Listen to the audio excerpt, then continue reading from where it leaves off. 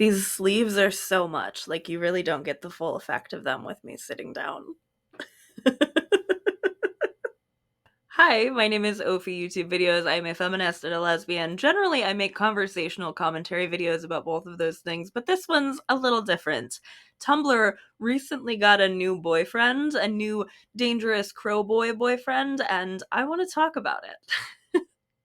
That statement probably makes sense if you're still on Tumblr in 2025, as I am, and honestly, I feel like it makes a little bit of sense even if you haven't been on Tumblr, since there were other main character sexy men. Like, for example, for a long time, Tumblr's boyfriend was the guy from the Lorax, but that's a video Sarah Z already made a long time ago, and we don't have to get into that today. Today, I will be talking about the late September 2025 dangerous crow boyfriend who destroys plastic meme, and don't worry, if you don't know what I'm talking about, you will by the end of the video. The dangerous crowboy meme spun out of a promotional TikTok the author of a series titled Fey Guardians uploaded to promote her newest work. It features art of the two main characters of her book, The Company of Vengeful Crows, and was popularized on Tumblr as a series of two screenshots from her video. The first daring to ask perhaps one of the most important questions of our time.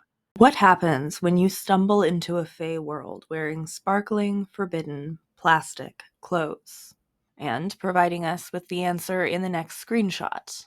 A dangerous crowboy whose job it is to destroy plastic becomes obsessed with you. Tumblr, as it often does when it is presented with a wonderful and bewildering series of words, took this and ran.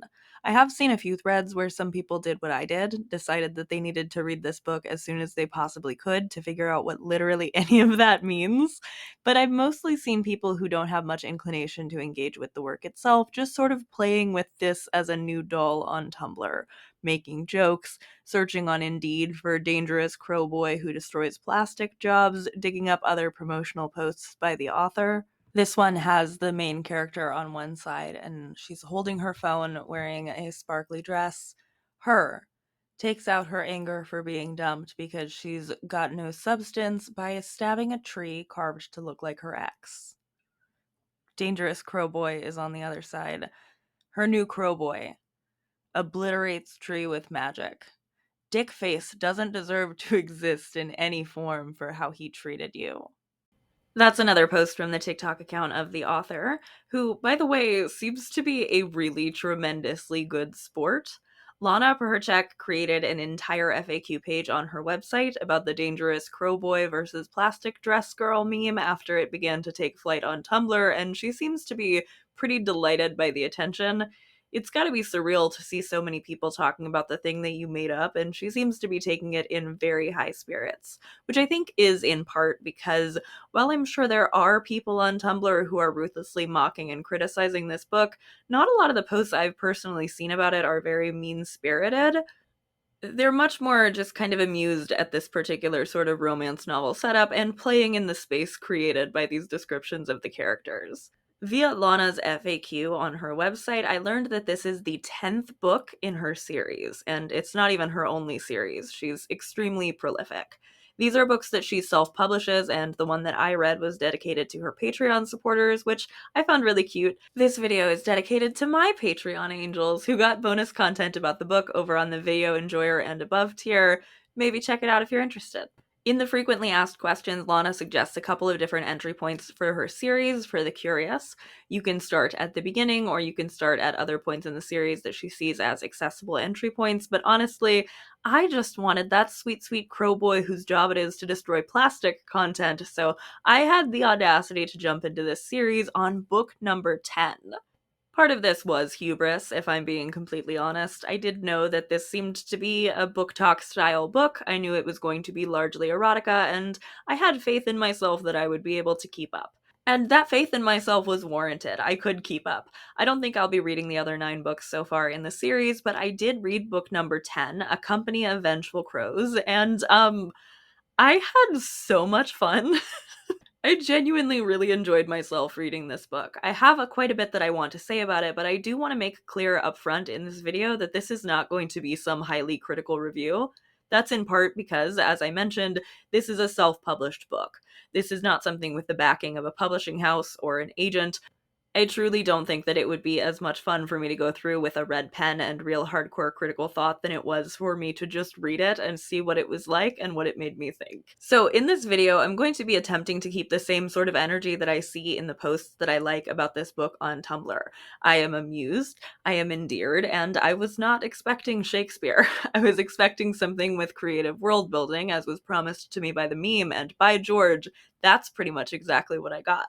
The 10th book begins with a recap of what happened in the ninth book, and I'm not going to summarize the whole thing here, especially because I didn't even read that one, but I was able to glean quite a bit about the series just by seeing the similarities between the most recent book and this one. The ninth book, and 8th and 7th and so on, I believe, has a very similar premise to the 10th. A human girl from roughly our time is frozen and preserved in time perfectly for thousands of years after the end of the world through nuclear winter. This happens because the Well, basically their magic source in this world, decided to preserve these individual women so that they could wake up once a new society had formed and discover that they are soulmates with one of the 12 guardians, who are fairies who are responsible for making sure that things remain balanced in this new magic world and that there is no contraband which will block the flow of magic. So that's why it's the dangerous Crowboy's job to destroy plastic. They block the flow of magic, and since humans have already ruined the world once, in part because of plastics, but also explicitly because of nuclear war, the fairies want to make sure that that doesn't happen again, and they're going to do what they have to do to make sure that it doesn't. And that's another thing, too. These are all fairies. He's a crowboy, but he's specifically a fairy crowboy. He's usually boy-shaped, romance novel lead boy-shaped, so super tall and jacked, but pretty much a regular dude, except he can shift, either completely into just a regular normal-sized bird, or into being a full-sized guy, but with wings. And there are other shape-shifting fairies in this one, some of whom have their own books as well, but they shape-shift into different animals, not crows. The dangerous Crowboy is dangerous mostly in that he is emotionally stunted, the way most romance novel leads are, and because he has ill-formed plans for revenge against his former friend and a member of his brother-friend bromance triad who betrayed him and hurt his wings 5 years ago. River, the dangerous Crowboy, can't fly, but he is a guardian, and that kind of seems like it's a fairy cop, so he is dangerous. Oh, also in the summary for the ninth book, I learned that the most recent protagonist before this one had a twin brother, and that's the bad guy who overarches throughout the series. He goes by the name of Nero in this new world, but in our world, he had the name of Niles Morales. And I'm not here to clown on this book, but I did find Niles Morales to be really, really funny. It's like a crossover with The Nanny and Spider-Verse. I just thought it was really funny. Part 2. What is this book, though, actually? Like I said, this book also features that regular girl chosen by magic to be spared from the apocalypse setup. Our regular girl this time around is an influencer, which I found actually really fun. Her name is Blake, and she does DIY and upcycling content. Her whole thing is hidden gems, and she brings her audience along with her as she restores broken antiques, vintage clothing, and the like, giving them what she calls the Raz, which is like making them sparkly as she restores them. She's got a husband of 15 years who was a retired football player turned sports anchor, and he does not appreciate her upcycling or her influencer career. The book opens with Blake attempting to meet up with him on a boat for the end of the world, but discovering while she's on live stream with her audience that he intentionally gave her the wrong address because he didn't want to spend his final moments with somebody he found lacking in substance. The dickhead ex tells her all sorts of things that continue to come up in her internal monologue later about how embarrassing he finds all of it, about how she can't upcycle herself. Honestly, I thought it was really solid characterization in this introductory scene. It was fun to read, and also we're introduced to a lot of things that will matter later. Like, Blake has a photographic memory, which her husband doesn't really understand. You think you're so smart because of your photographic memory? You just sound like an uneducated parrot. Nothing I just said has to do with me photographic memory. After all these years, he still didn't understand how that worked? You can thank me in the comments for not doing an Australian accent. Like Blake bedazzling her phone case with fake jewels as well as some real diamonds to betray her hidden depths. And also she carries that bedazzled phone around in her cleavage while she streams, which I thought was really funny. So after they've broken up, Blake's husband gets on the boat without her, and she refuses to give them the satisfaction of seeing her cry until the boat is out of sight, at which point she cries one single tear and it freezes on her cheek, just like she is about to freeze for the next couple thousand years. So the book really starts after she's woken up. Obviously, the magic that froze her in time also removed her from Australia, so now she's elsewhere geographically, and also the entire world is different from the one she remembered anyway. In this world, magical creatures like the Fae appeared as a direct result of the nuclear fallout, which I find really fun, and they've essentially taken over the planet. So she's in this strange new society, and everyone is being very odd about her clothes and her phone, calling it contraband, and warning her that if the Guardians, fairy cops, see it, they will take it from her and she will be in trouble. And she is wearing a vintage dress that she restored by sewing plastic sequins over the holes in it. Those are the plastic clothes from the meme, and why I asked my drag queen roommate if there were any sparkles I could borrow.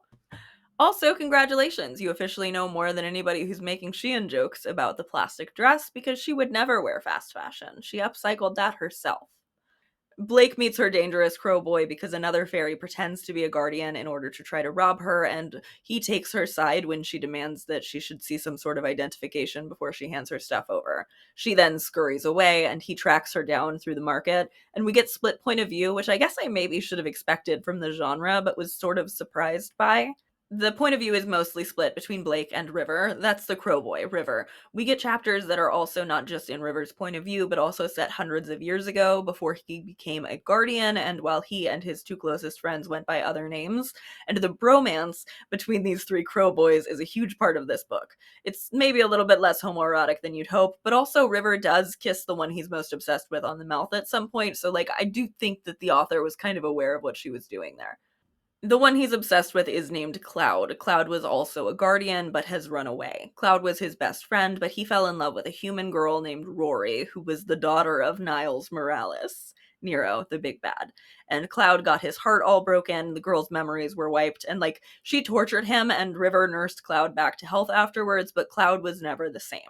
At some point after this, and after the three boys becoming guardian fairy cops, Cloud used his lightning powers and fried River's wings, and he's been in a permanent molt ever since for the last 5 years. So he can't fly. He's trying to keep it a secret. I think almost everybody already knows he can't fly and is also keeping it a secret from him that they know out of politeness. This is the part in the video where another YouTuber would make you watch a Friends clip, but I'm not going to do that to you. River is invited to a big crow convention called the Great Murder, which he has to go to in order to acquire a cryptex, which they think has the final nuclear codes in it that Niles Morales needs to end the world. And much of the book does happen at the crow convention, but not for a while, because there's still a journey they need to go through to get there first. Blake and River are soulmates, well-blessed mates in the lore of the book. Again, the well is their magic source. This means that they have blue glowing soulmate marks, a lot of which felt like it was pretty standard for the genre, at least in terms of how the tropes played out. They're both kind of annoyed about the soulmate thing, but they're both drawn to each other in ways they can't quite comprehend. Also, Blake feels guilty because she was just married a couple of days ago, which is reasonable, but her husband was a dickhead and is also dead now, so it's fine. After learning that they are well-blessed mates, but before leaving for the murder of crows, the main character of this book meets some main characters from former books, and it turns out that the photographic memory is going to be a plot point because there's a character who is deaf and who would like to have his hearing healed before his very pregnant wife has their first child. I did like that the deaf character used sign language. I know that the entire concept of healing deafness is something that can be very fraught. I don't believe that this is a character who was born deaf, so I do think that that kind of changes the conversation. It appears that this was an injury that they're looking to heal. When it's healed, he says that he's hearing differently than he did before, not that he never could hear in the first place. There's a piece of his inner ear missing, though, so I don't know if that was a magic injury or what. But basically, they need Blake to use her photographic memory to memorize a diagram of an ear canal so that the magic healer can try to restore his hearing, because now that it's fairy world, they don't have old medical textbooks as handy anymore. Like I said, I know that the concept of healing deafness can be very fraught and that it can be portrayed in ways that are ableist. I know that The Hunger Games also features a character who is deafened and then has it healed in a way that makes it not really matter to the plot very much anymore afterwards. I don't think that that's something that's inherently ableist, but I also think obviously if it's something you have sensitivities around, maybe you won't like that plot, and the plot is pretty present throughout the book. I did like that sign language was used in the interim, and like actual sign language. It wasn't even just coming up with fairy gestures gestures. It was real sign language. I was amused by the detail that our protagonist was self-taught enough to communicate in sign language from watching the interpreter during her husband's broadcasts because of her photographic memory. There's also sign language elsewhere in fairy culture throughout the book, too. Like, you can't say thank you because that creates a fairy debt, so they do the sign for it. And it's the same deal with apologizing, and I'm into that. Blake is very motivated by helping to heal this guy's ear, and they have the deadline of the baby's first cry to try to fix the ear by, which feels just very romantic-y to me. I don't really know what else to say. So Blake goes with River to the Crow convention because she needs to find an old world medical textbook she can study the picture in. And on their way there, they meet up with his family. Something I really liked about this is Blake is Australian, so she uses the word mate to mean friend, but everybody else is fairies, and they use the word mate to mean partner. Blake calls River's friend Ash her mate, and this both makes River jealous and also makes his family assume that they are in a polyamorous relationship, which I found genuinely very amusing and creative. But then, because his family thinks that they're in a polyamorous relationship and that they need to solidify the bond between the two of them, Blake's new in-laws drug River and Blake and lock them in a caravan on the way to the Crow convention, along with detailed instructions on how to complete the mating ritual, which is the only way to unlock the caravan car that they are locked in. River and Blake, mostly River, don't want to do this at first, except that they do because they're attracted to each other and they're soulmates and this is a romance novel, etc. River doesn't want her to feel coerced, though, and is correctly very angry at his parents for drugging him and his new partner. Honestly, I know this is going to sound really surprising for me to say right after I said that they were drugged, but I was pretty impressed by the consent of it all in this scene and in this book as a whole. They have detailed conversations about what they want to do before they do any of it. They even explicitly chose safe words. This is about halfway through the book and where the erotica content begins. There are also quite a few other sex scenes throughout the rest of the book. Here in the caravan, in River's homoerotic ex-best friend's secret treasure trove, by a waterfall. The author doesn't classify these as strictly erotica books, and I don't disagree with her. I think they have a lot of plot and world building for it to feel fair for me to call them the strictly erotica, but the sex scenes are very much part of the plot, since so much of the plot revolves around these two characters finding their way into a real relationship, and I think part of the appeal of this sort of book, which we're going to talk about the appeal of all of this a little bit more in a minute. I'm greatly simplifying the plot of this book. Like, there are entire side threads I'm leaving out, like the third member of the Crowboy brother triad being rescued from his evil mom by the other two, and then also kind of lying to them at the end and breaking their bond and returning to his evil mom, who apparently is keeping his mate captive. But that's all its own thing. In order to attempt to quash a feud between Cloud's family and River's family, who are both ostracized from Crow Fairy society. River's parents, because they followed a love match to get married rather than following an arranged marriage, and Cloud's family for being the parent of a road guardian who is awaiting trial for his crimes. And Blake ends up orchestrating a game of football, which was a fun way to tie in the ex-husband, except instead of a ball, they're fighting over treasure because they're crows and crows like shiny things. I thought it was charming. This mostly works. They start to set their differences aside, but then Cloud shows up and he and River fight. River thinks that they've started to bury the hatchet because the dangerous Crowboy apologizes because he decides it's all his fault that his friend turned evil, because his friend needed his support when he was in love with a human, and River was jealous instead because it's homoerotic but not really. Oh, also, because Blake loves him and his magic, she heals his wings from the permanent betrayal molt, and he can fly again. Which it's a good thing they find out before Blake is briefly kidnapped by Cloud and River has to rescue her. He gets her back, and they manage to restore the other guy's hearing while Blake dies in a hospital bed, except that she doesn't really die. She's actually just mutating into a bird fairy. Blake does not turn into a crow like River. She turns into a magpie, an Australian magpie specifically. I thought it was cute. Also, the cryptex that they thought held the codes to the last nuclear bombs actually held a single strand of Cloud's human lover girl's hair. So the codes are still a MacGuffin in play for the next books, and there's plenty of setup for wherever else this series is planning on going after this. This was the first book in a handful that will be about the Crowboys specifically, so I'm assuming the other two books will have to do with the other two guys in this homoerotic brother triad. And I don't think I'm likely to read them, but that does not mean that I did not have a great time reading this book. Part 3. Why was this book so fun? I can sum up in one word why I had so much fun reading this book. The lore. Oh my god, the lore. First of all, I do find the setup of somebody from our world being transplanted into a post apocalypse to just be very fun. I like that it's that and not just a magical portal into a fully separate world. I think it's kind of cool that this book has to hold the tension between wanting to acknowledge that everyone the main character has ever known is dead and also still being a fun, campy romantasy novel, which it is. I thought the Crowboy lore was also really fun and creative. I liked that they are collectors, like real life crow birds are. They're drawn to shiny things, they have secret treasure troves of special and valuable objects, and it is customary for them to have tattooed maps that lead back to their trove. I love that.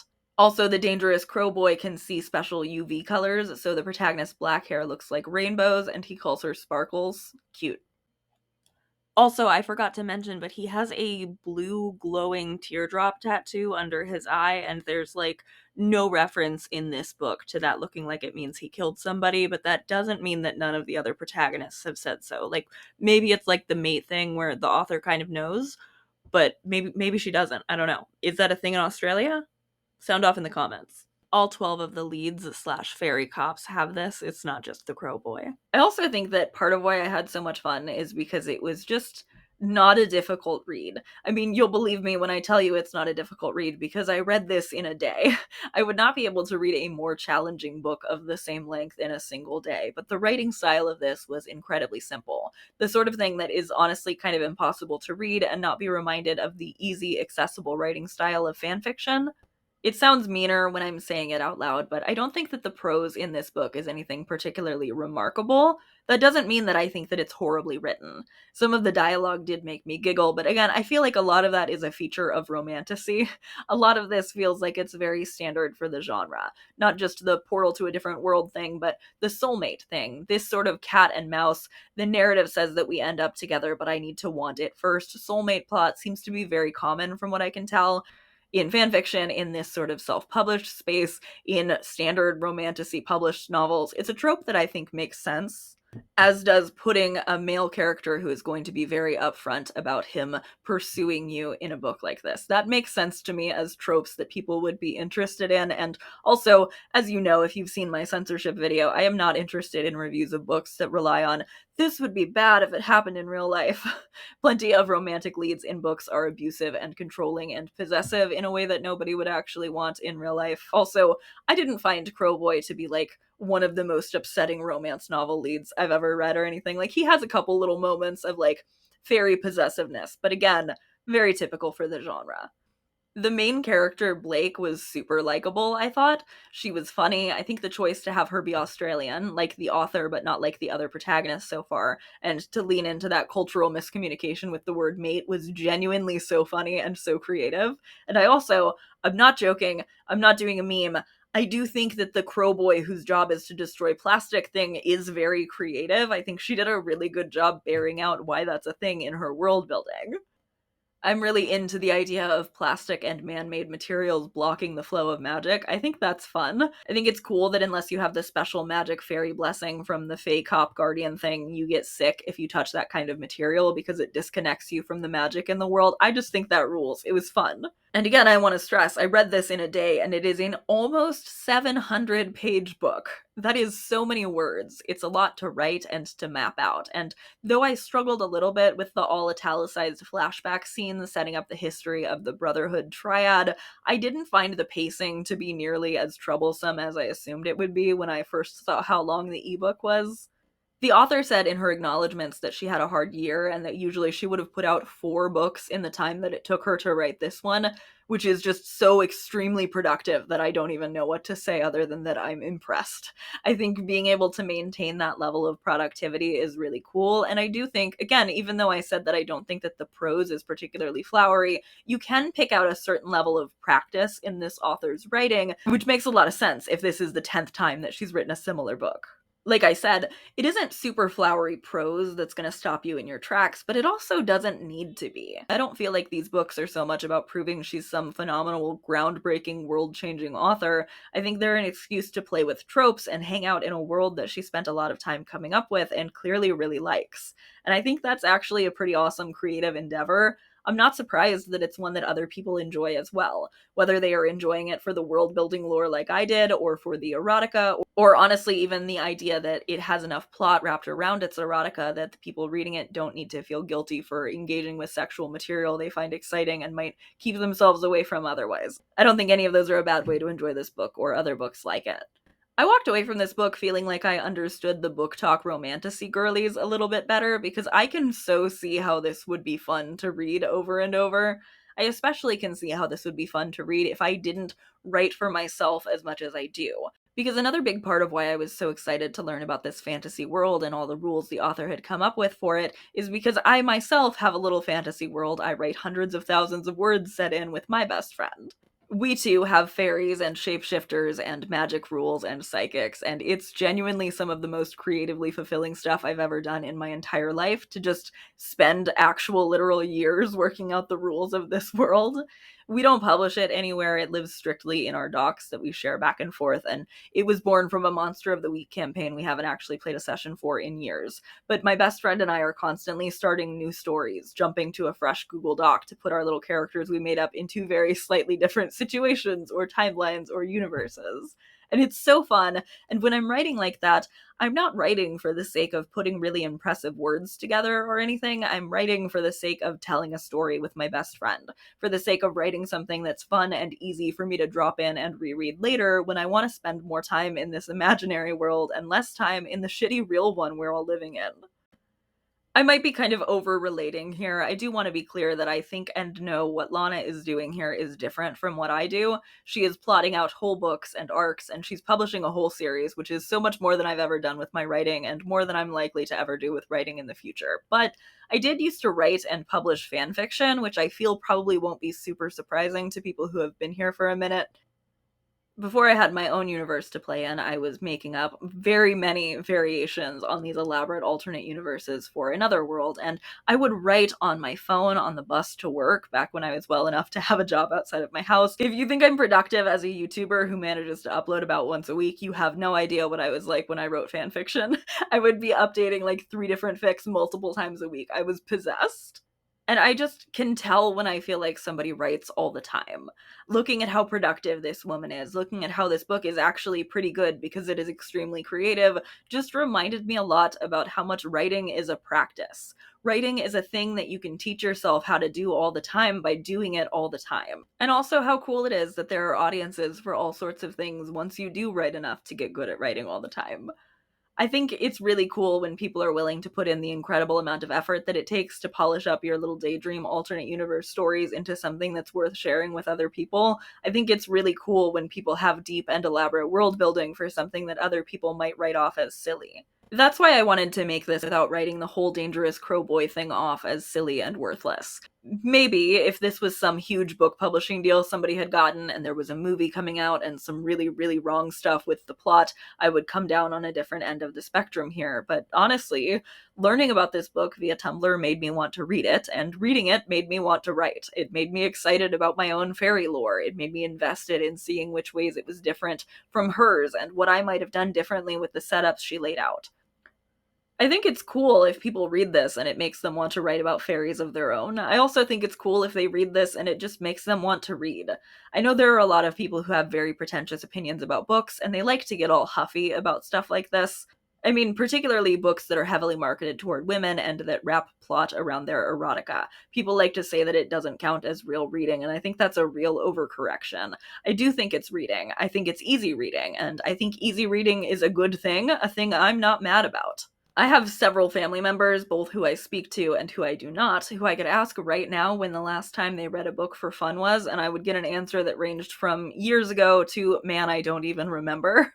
I think sometimes those pretentious people frame these romantasy books as though the two options that people have to choose between are read this really amazing book that might change how you see the world, or read this fairy smut. But I think for a lot of the people who do primarily read this sort of formulaic romantasy, at the beginning here, the option might be more realistically read this fairy smut or don't read a book at all, and the option's pretty obvious for me.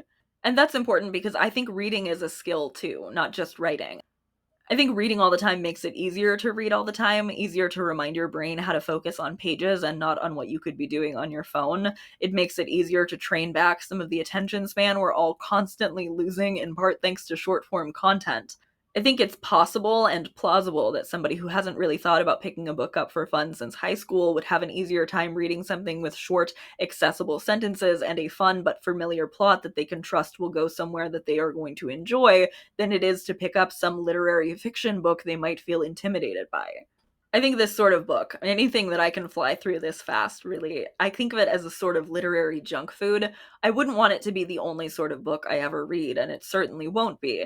I also think, though, for a lot of people, that they might also find that that's the case after a while, even if these books are the sort of thing that bring them back to reading fiction and they stay on them for a while. Or maybe they like to read other books, more challenging books, and they also enjoy letting their brain turn off for a bit to read something easy and entertaining. Or maybe they just like erotica and they want to read that. I think that's fine too. I know Book Talk gets its fair share of shit, in part because of this sort of trope based marketing or the sort of outlandish promotional reels that people make. But honestly, if that sort of thing is getting people off of TikTok and into an e reader app or onto a physical page, maybe that is something I can endorse. I think it's good. Now, if you have much less patience for heterosexuality than I do not think you will enjoy this book very much. I think that's just as fine as being very into this sort of book is. I will continue to giggle at the dangerous Crowboy memes, and you can too, but I am doing so with an appreciation for this author's creativity, and I think we could all stand to do the same. Thank you so much for watching. Thank you also to my lovely Patreon subscribers, a few of whose names you can see on the screen right now. Patreon is a great way to help support me financially, and you get a couple extra videos a month over there if you're into more laid-back vlog-style content. Thank you so much to my Patreon friends and to my YouTube channel members, who you can also see on the screen right now. And thank you also to everybody who has supported me via the super chats, super thanks, one-time donations on my coffee. All of that is such a huge help. I know this was a silly one, but I will die if I don't do a silly one every now and then. I hope you enjoyed it as much as I enjoyed making it. Bye.